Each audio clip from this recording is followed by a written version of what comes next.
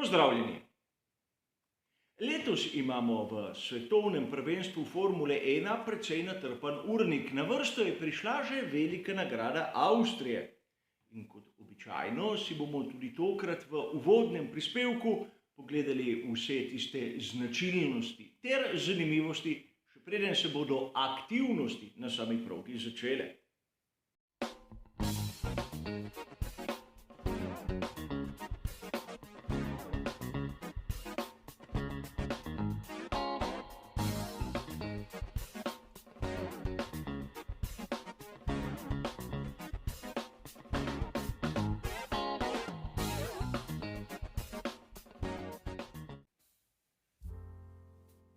Tudi ta uvodni prispevek bo kot običajno razdeljen na 3 ločene dele. V prvem delu si bomo ogledali dirko iz preteklosti, ki je danes še kako aktualna. V drugem delu seveda pridejo na vrsto značilnosti same proge v Red Bull Ringu in v tretjem, zadnjem delu bomo našo pozornost usmerili k sami vremenski napovedi. A začnimo z dirko iz preteklosti, kjer priznam je bilo treba pogledati tudi starejše prispevke na kanalu.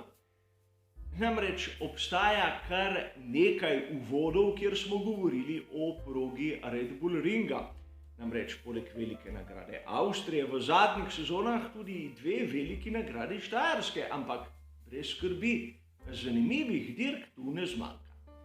Ker je letos sezona 2022, sem si nekako domislil, da bi bilo primerno pogledati, kaj se je zgodilo pred 2 desetletjema, v sezoni 2002. Marsikomu izmed vas se je verjetno začelo malce svitati. Namreč v sezoni 2002 je bil Ferrari v bistvu izjemno močan. Michael Schumacher in Ruben Barrichello sta zmagala 15 od 17 dirk. In takrat 6. dirka na koledarju je bila velika nagrada Avstrije, v bistvu bolj zgodaj kot letos. Dirka za veliko nagrado Avstrije je takrat imela mesto pred veliko nagrado Monaka. Verjetno marsikdo izmed vas se spomni bolida Scuderie Ferrari, tistega F2002, ki je bil v bistvu vsaj pol koraka pred ostalo konkurenco. In še neka zanimivost, na 5 dirkah pred veliko nagrado Avstrije je v tisti sezoni zmagal Schumacher. 4-krat Michael, 1-krat Ralf. Šla je na vrsto velika nagrada Avstrije, ki je zaznamovala tudi negativno dogajanje v tisti sezoni. Bila je ena izmed tistih dirk, kjer Ruben Barrichello je pokazal svoj talent, svoje mojstrstvo. Ne smemo pozabiti, čeprav je Ruben Barrichello verjetno po mnenju marsikoga izmed navdušencev tisti popolni drugi voznik, ko se je počutil v formi, ko je bil praktično v tistem pravem zagonu, je bil eden izmed najhitrejših. In Ruben Barrichello takrat v tistem vikendu je bil najhitrejši že na samih kvalifikacijah.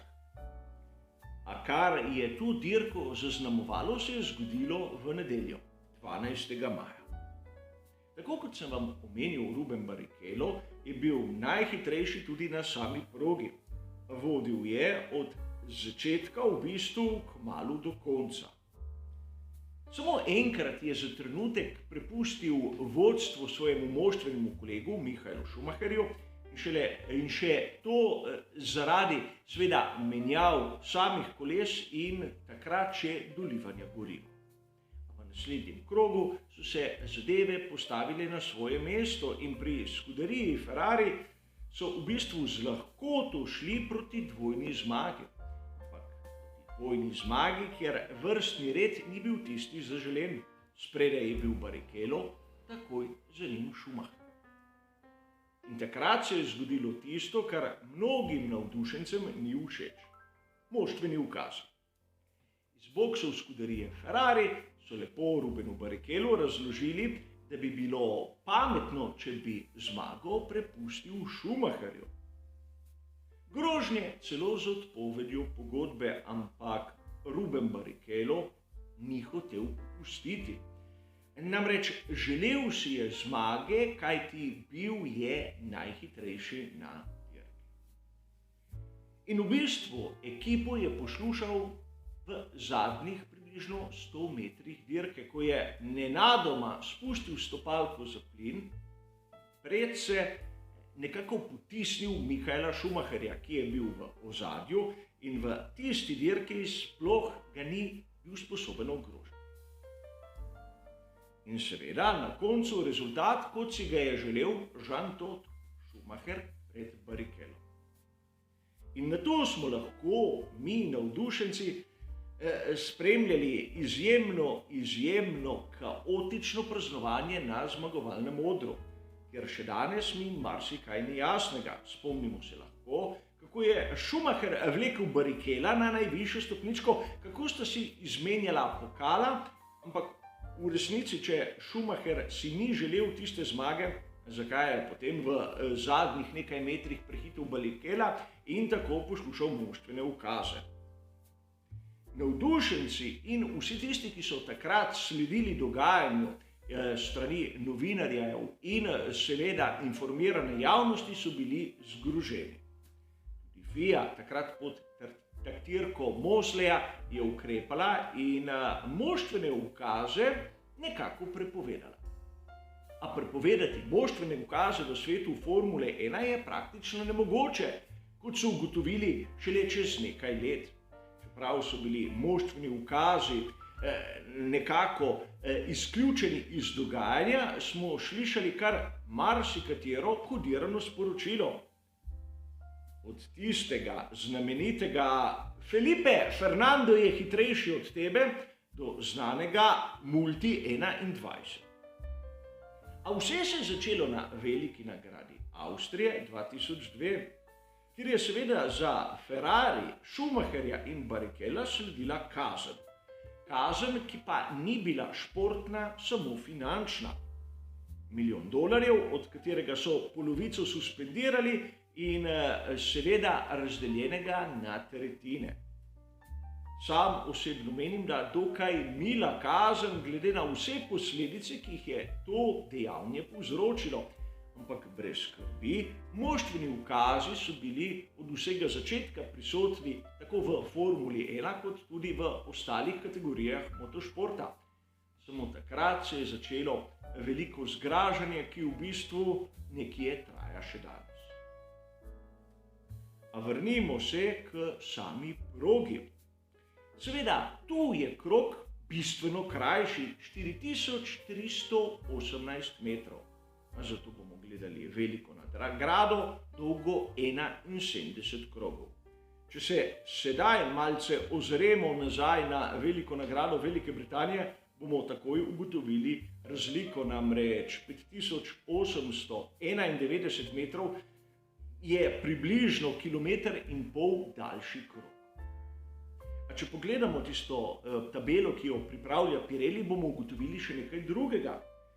Namreč vrednosti so tu povsod 3, a razen pri tisti abrazivnosti asfalta, kjer je vrednost 4. Proga kot taka je imenovana po tipologiji stop and go, torej ravnina, kjer je važno pospeševanje, nato ostro zaviranje in oster ovinek. Videli bomo, kako se bodo tu odrezali pri skuderiji Ferrari, kajti o njihovih težavah s samim pospeševanjem smo mnogokrat govorili v prejšnjih prispevkih. Vidimo tudi, da so tu izbrali najmehkejši možni izbor C3, C4 in C5, kar se tiče pneumatik. Ampak to še ni dovolj, tudi tlak v samih pneumatikah se je bistveno znižal. 24 funtov na kvadratni palec na prednjem paru koles, 20 funtov na kvadratni palec na zadnjem paru koles. In seveda to je bistveno manj od tistega, kar smo videli v Veliki Britaniji in seveda logično, kajti tistih bočnih sil tu ni. še ena karakteristika proge Red Bull Ringa.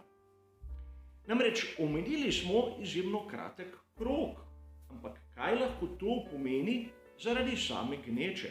Namreč prav tako imamo 20 bolidov, ampak razporejenih bistveno bolj skupaj kot naprimer v Silverstone. In na to morajo misliti pri ekipah, ko kličejo svoje voznike na sam postanek v boksih. Torej, videli bomo lahko, da se bodo tudi tukaj skušali izogibati preveč postankom v samih boksih. In seveda, na koncu nam je ostala še vremenska napoved. V času snemanja tega prispevka v četrtek dežuje. In o tem nam pričajo fotografije, ki jih sedaj vidite na vašem ekranu. A v petek, soboto in nedeljo delno oblačno vreme. In temperature izjemno prijetne, predvsem za progo v Red Bull Ringu. Ponavadi smo lahko videli, da se je temperatura celo dvignila tam proti 40 stopinjam, ampak tokrat najvišje temperature med 20 in 22 stopinj Celzija, kar je izjemno zanimivo in dobrodošlo za vse ekipe. V nedeljo zjutraj bo možna manjša ploha, ampak v jutranjem času, ne v tistem obdobju, ko je planirana velika nagrada. Ampak treba je tu omeniti še nekaj. Tako v petek kot v soboto in nedeljo veter. Veter z sunki, ki bodo lahko tudi presegali 10 metrov na sekundo. In če se spomnimo, veter zna tu praktično presenetiti voznike, predvsem v tistem zadnjem delu, ko se proga spušča. Seveda, koliko držijo vremenske napovedi, bomo videli skupaj, ko bomo spremljali dogajanje na sami progi. Pred zaključkom seveda še krajše obvestilo. V Avstriji bomo spremljali tudi sprint. Torej, urnik bo malce spremenjen, videli bomo prispevek po kvalifikacijah v sam petek.